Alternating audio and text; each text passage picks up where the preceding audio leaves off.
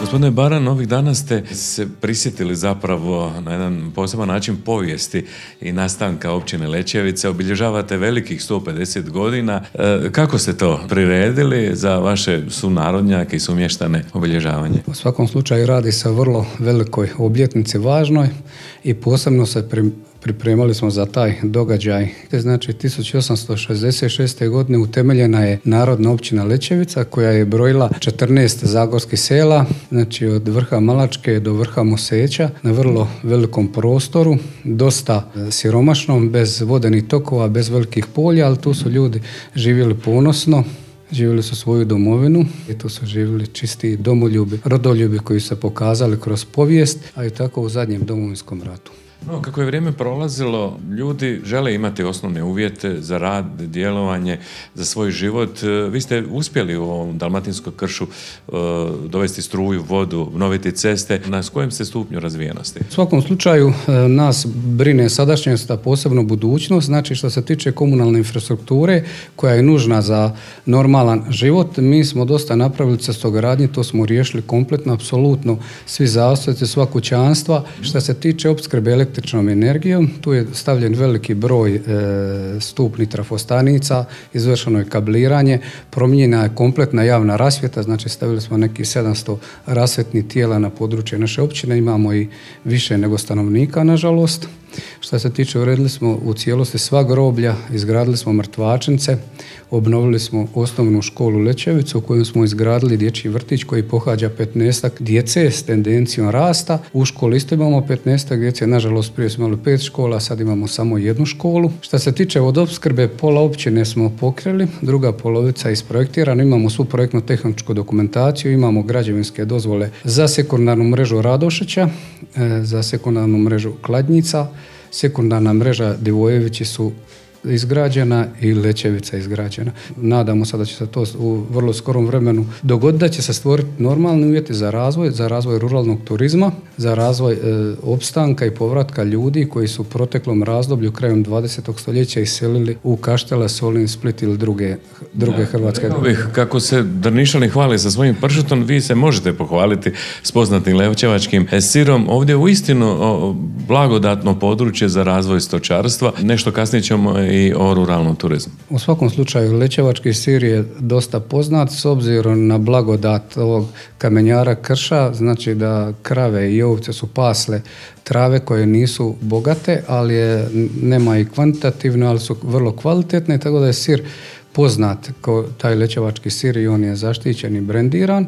I njega sad ima u prodaji ta sirana, jedini nažalost pogon koji je aktivan na području općine za sad, to je sirana koja proizvodi lećevački sir. Obišli smo malo sa vama ovaj kraj, nekoliko naselja i uistinu smo vidjeli nekolicino impozantnih kamenih kuća pa i uređenih kuća. Polako i sigurno razvijate uz potporu i ovaj seoski i ruralni turizam.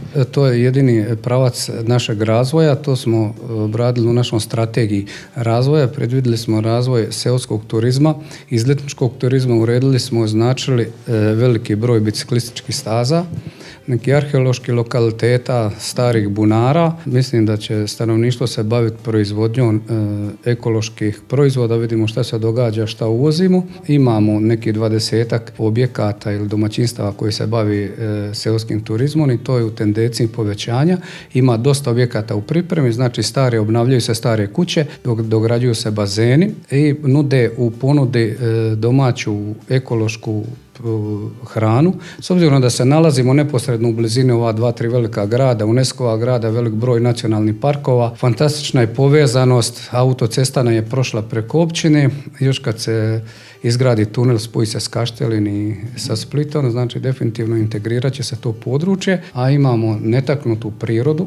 Prostorno-planskom dokumentacijom smo predvidjeli razvojne sve mogućnosti naše općine, smo zaštitili sva naselja kroz prostorno-plansku dokumentaciju, kontroliramo, radimo, nema nekontrolirane gradnje. Mislim, kroz 10 godina da će područje ove Zagore, područje općine Lećevica i šire da će biti vrlo, vrlo ugodno mjesto za življenje, da će se ljudi vratiti, da će prepoznati mogućnosti, naše prednosti, tako da su to mogućnosti velike u razvoju seoskog ruralnog turizma i razvoju općine. Kakav je zapravo kulturni život ovog kraja?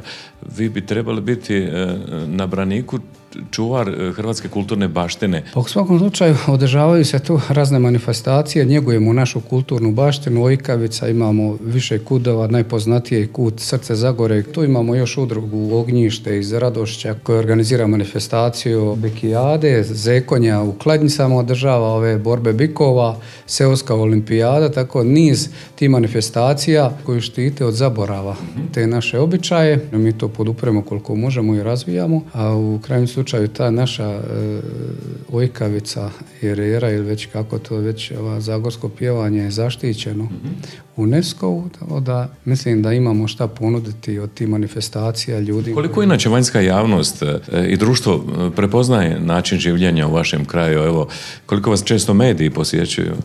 Pa nažalost, do sad smo bili prilično izolirani, nismo baš bili interesanti, vjerojatno zbog malog broja stanovnika, tako smo blizu, a tako daleko da je već onaj naziv inkognita, terra inkognita, jednostavno pratija nas, pomalo sad izlazimo u javnost i mislim da imamo šta pokazati, da ćemo napraviti. Ja mislim da će se dogoditi neke stvari mimo Dugopolja koje je već izgrađeno u jednom drugom smjeru, ali da mi idemo u nekom drugom smjeru da ćemo razvijati seoski turizam, gdje ćemo izletnički turizam, gdje ćemo biciklizam, brdski biciklizam, gdje ćemo niz stvariti, organizirati i što je najvažnije proizvodnju hrane koju ćemo plasirati tu na domaćem tržištu.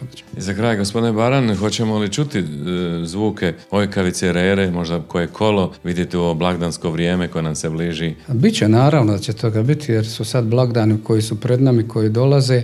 To okupit će se doći iz Europe, cijele Europe i svijeta, svi će se vratiti na svoja ognjišta i to su vremena kad se oživi, kad se ljudi okupljaju, obitelj kad dolaze, tako da će biti puno veselja, puno pjesme i oko komina će se ljudi sastati, njegovat će svoje običaje.